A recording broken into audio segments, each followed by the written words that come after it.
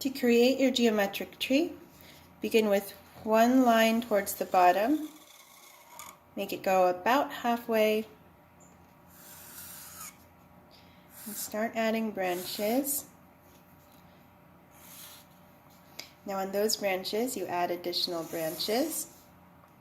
Try to keep them straight.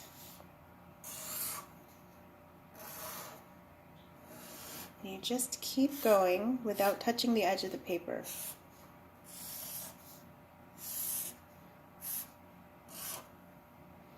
So I notice here I have a blank spot, so I want to do something to fill that in.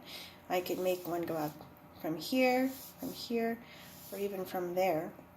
Because I already have two branches coming out from this one, I'm going to have one come out this way, then up again like that. And I could fill that in right there. Maybe one here. Always take your time to look at what you have already to try to get an idea of where else you can add something. There's a lot of space here. And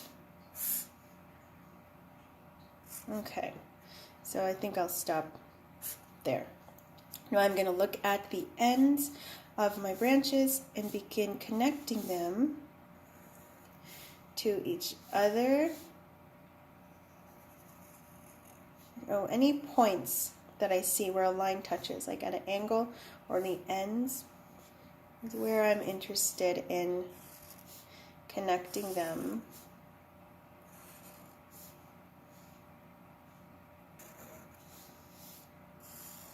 Oh, that one didn't reach very well, so I'm going to just do that.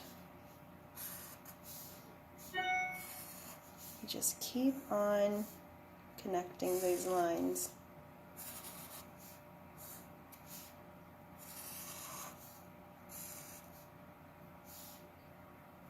I'm going to add an extra line there.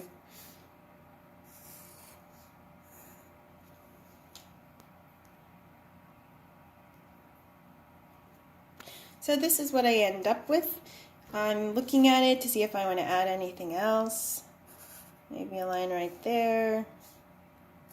Another one there.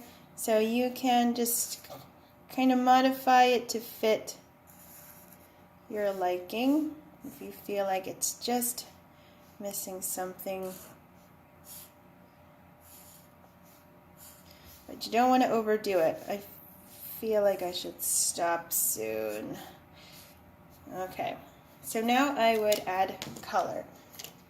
I will go with maybe these colors. I start with one and I just fill it up using this one color, so I don't have to keep switching markers. I add this one color to different spots in my artwork. Now I'm going to add a new color. Whenever I'm doing this, my goal is to not have the same color touch each other. So if I colored this here with this purple color, I wouldn't want to add it to this side too. I would skip one or two spaces. And I'm just filling it in as I go. So right now I'm using cool colors. If I added another type of blue or purple or even green, this would be it would have an analogous color scheme, because these would be colors that are next to each other on the color wheel. So they have a similar feel to it. So I'll just keep going. Okay, I'm done with that purple color, and I'm actually going to add this color now, not this one. I liked the idea of it being analogous.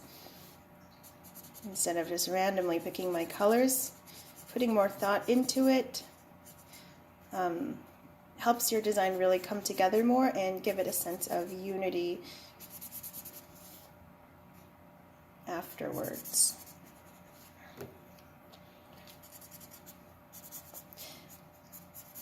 So I'm going to fill in most of them with this color, and I'm going to leave a few left because I feel like I want to add some contrast.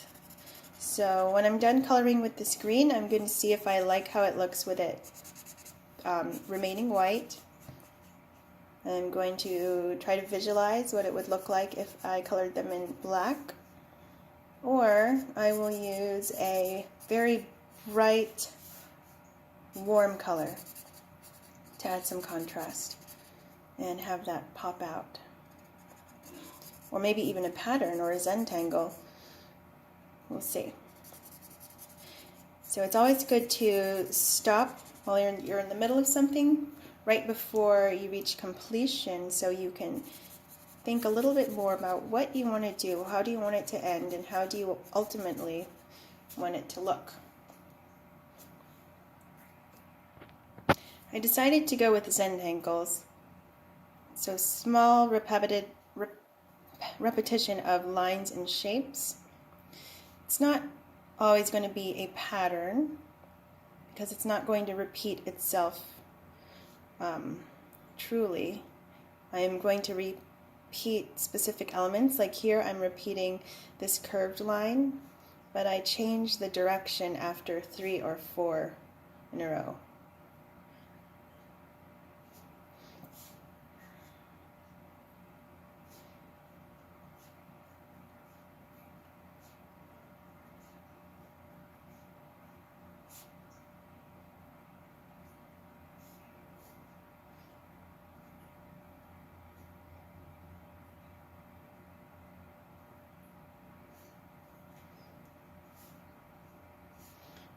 I'm going to add to that.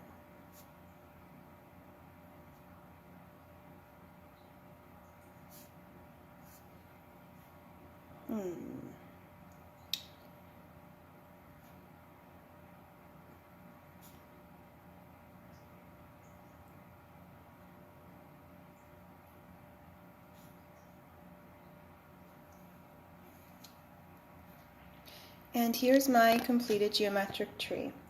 So it's up to you how you want to complete this. Just put some thought into it and try to visualize the possibilities before you begin. You could always test out some ideas on a separate sheet of paper. Also, you can begin one and use different areas to test out colors. And that's it. Have fun with it.